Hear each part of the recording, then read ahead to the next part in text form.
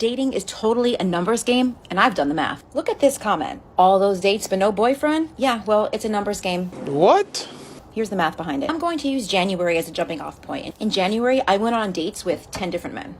I'm here to tell you right now, we don't care. Let me tell you something. We don't care. And yeah, I know this math is oversimplified, but you get the gist. No, all in all, these were all good dates in their own right. You know, everyone was kind to me, everyone was cool. There were no horror stories. However, 60%, yes, 60% of those men ghosted me. 20% sent me a rejection message, a text, and 20% I sent them a rejection text. So if you add the number of men that ghosted me plus the other 20% that rejected me, overall, that's an 80% rejection rate. Yes, I get rejected 80% of the time. Hence, no boyfriend. I just thought that doing this math was really important because insecure men out here in the comments, they seem to think that I just go on dates and women go on dates to just use these people, right? It's not like that at all. Look at how many times I'm getting rejected. And yes, the man took me out to a very nice, expensive date. Stop the cap. So what? Get over it. If this bothers you, dudes, and get out of the dating game or don't date women like me. If you put 10 people in a room and you think that one of them is guaranteed to like be a match for you and be a compatible partner, fuck out of here. If that's what you guys really think, then your standards are not high enough and you're definitely not being selective enough. But as I always say, I will die trying. So I'm going to keep playing this numbers game until I finally win the dating lottery. It's not a numbers game. If that many men are rejecting you and ghosting you, there is a problem with you. They went on a date with you, so it's reasonable to assume they found you attractive, which means your personality is unattractive. Men don't ask for much, so if you can't deliver, that's sad. So I was discussing dating with my stepmom, and I joked and said, you know what, the problem is I'm just very attracted to the conventionally attractive man that most other people agree is attractive. I thought she would laugh. No, this woman stares directly into my eyes, directly into my soul, and tells me that I will never find love in that group. And honestly, I know that she's right. And yet I'm not quite sure how to break the habit. Women. I'm glad she likes having pet cats, because she will have a lot more in her future if she doesn't take her stepmother's advice. Me personally, I wouldn't take this level of disrespect. So I went on a date yesterday and I was so excited for this date. The guy seemed like really good looking, really smart, whatever. But I noticed one thing on his Hinge profile, that the question that asked, do you want kids? It said no. So the first thing I did when I got my first sip of wine on the date was ask him, hey, I noticed this on your profile. Like, do you not want kids? Or was that a typo? Are You serious? hoping it was a typo. But he was like, oh no, yeah, I don't want kids. And my ex and I broke up because of this. We do not care.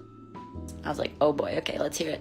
And what was super interesting to me is the reason that he gave me, this is the third guy I've gone on a date with that has given me this explanation of why they don't want kids, and I will never understand or ever relate to this reason. Basically, he said he thinks the world is a bad place and it's only getting worse, and he doesn't want to have kids because he doesn't want them to suffer. And I don't know, like, maybe I'm just an optimist and I see the world as a good place. And I think one of the biggest joys in life is like contributing to the next generation, having kids, raising them to have good morals and how to give back to society. And I also told him, I was like, when you say that, it sounds like you're saying like, oh, I don't want to go on a trip because I'm scared that my plane's going to crash. Like, why think so negatively? And he's like, oh no, that's different because the odds of a plane crashing are so low. I was like, well, if you're a good parent, the odds of your kids suffering should be pretty low too. Like, I don't know, like maybe someone can enlighten me, but like I will never understand this perspective. And he came back from the bathroom. I told him right there, I was like, this is a deal breaker for me. We do not care. So she wants kids, but chooses to go on a date with a man that already made it clear that he didn't want kids and waste his time and money. Sounds like she just wanted free dinner and attention. Nothing new, nothing changed, same old shit. I agreed to meet this bloke at my local park. Because he was coming to me, I said I'd grab the coffees because it was this time of year, it was a little bit nippy. Anyway, when he pulls up and gets out, I was just like, oh, you are exactly what you said on the tin. He had blue eyes, he was rugged, he had a stubble. I was dribbling a little bit. He was beautiful. He was like a pylon. He was really tall, but 5'2", like I say, I'm not a heightist, but I did get a little bit of a crook in my neck when I was listening to what he was saying. Anyway, so he says to me, I'm just going to get the dog out at the back of the car. Now, I wasn't really expecting a third party, but I thought, do you know what? I get it, 2 birds, 1 stone, why not? So he opens the back of this car up, and I'm expecting this like cute little chihuahua thing. It was like a chuffing horse. It was massive. Its nose came up to my shoulder. I can't remember what make he said it was, but this dog was like a tractor. It was a machine. It was just phenomenal. Anyway, he puts this lead on it, right, which is one of those extendable ones that like extend for years and never retracts. So we start walking and we're like having a chin wag, and this dog starts circulating, and I'm thinking, oh, it's gonna have a shit in it. Did it ever, right? I kid you not, this crap this dog chucked out was like a workman had got his cement mixer, rimmed it, and then emptied it, right? And it just poof, on the floor. It was steaming because it was cold. It hit me in the back of the... I tasted its pooticles, right? It were nasty. It was disgusting. And this bloke's going, I feed it top quality food, so his poo's like super good to pick up. I don't care about your dog's poo. He knew that this dog pooed big time, right? Because he didn't have one of them little poopy bags. He had a bin bag, right? And he's turning it inside out and he's shoveling it up with his hands. While he's doing that, I'm like gagging, holding both coffees. The dog's wrapping itself around my legs, my torso, and I'm like hanging. And I'm thinking, I'm not having a good time. This is just not my idea of fun. So once he clears the dog poo up and he's carrying around this mound of what I can only describe as fertiliser that he probably sells to farms, because it was not going to fit in a poo bin like you have for your dogs.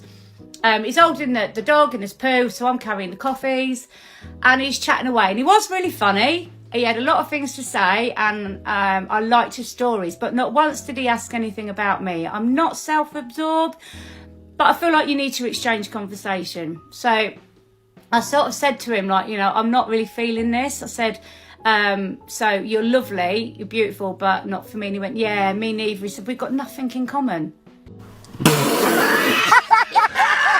If you found value in today's video, you can match that value by liking the video and subscribing to the channel.